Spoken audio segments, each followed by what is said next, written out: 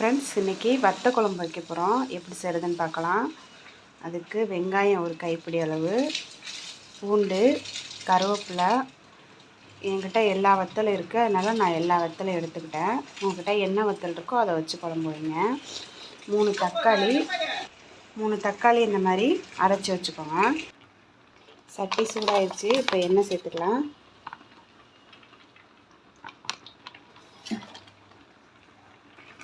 எண்ணெய் சூடாயிடுச்சு. எடுத்து வச்சுருக்க வத்தலெல்லாம் நம்ம இந்த எண்ணெயில் பொரிச்சுக்கலாம்.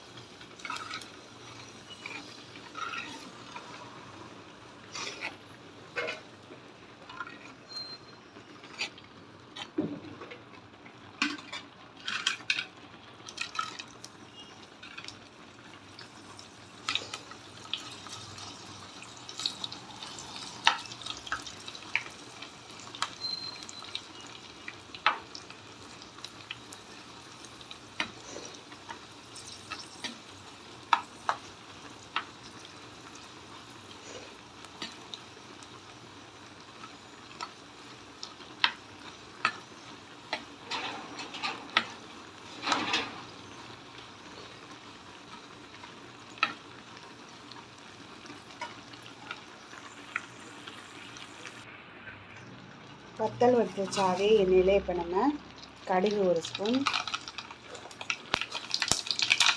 சீரகம் 1 ஸ்பூன், சோம்பு 1 ஸ்பூன், வெந்தயத்தூள் 1 ஸ்பூன் சேர்த்துக்கலாம்.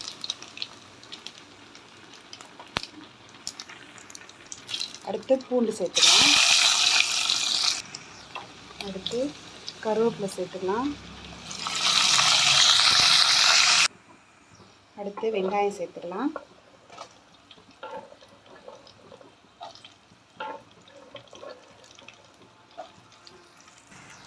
அரைச்சி வச்சுருக்க தக்காளியை சேர்த்துக்கலாம்.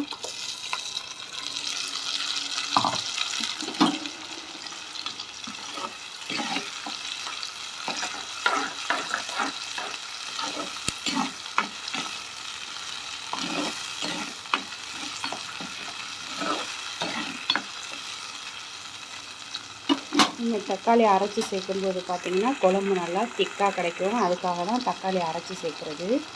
உங்களுக்கு காரம் எவ்வளோ வேணுமோ பார்த்து நீங்கள் மிளகாத்தூள் சேர்த்துக்கோங்க.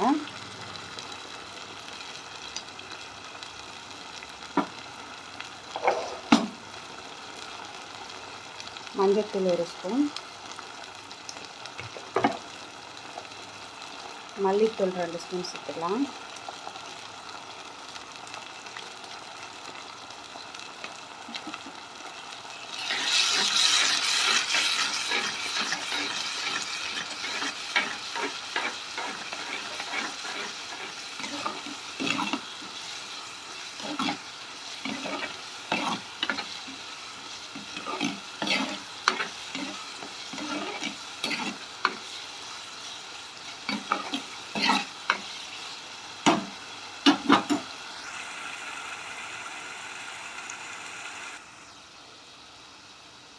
உப்பு சேர்த்துக்கலாம். உங்களுக்கு தேவையான அளவு உப்பு சேர்த்துக்கோங்க.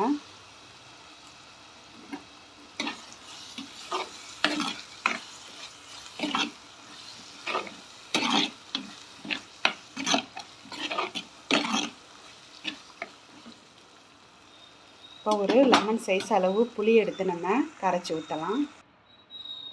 கரைச்சி வச்சுருக்க புளியை சேர்த்துக்கலாம்.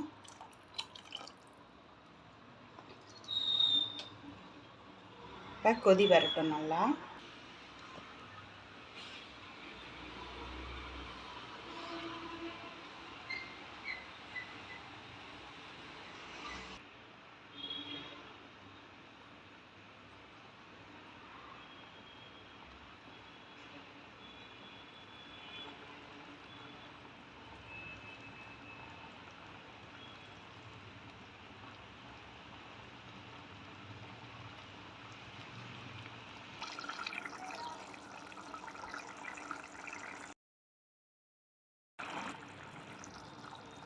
பாருங்கள் நல்லா கொதிச்சு மசாலா வாடையெல்லாம் போயிடுச்சு. அடுத்து நம்ம வறுத்து வச்சுருக்க வத்தல் எல்லாத்தையும் இதில் சேர்த்துக்கலாம்.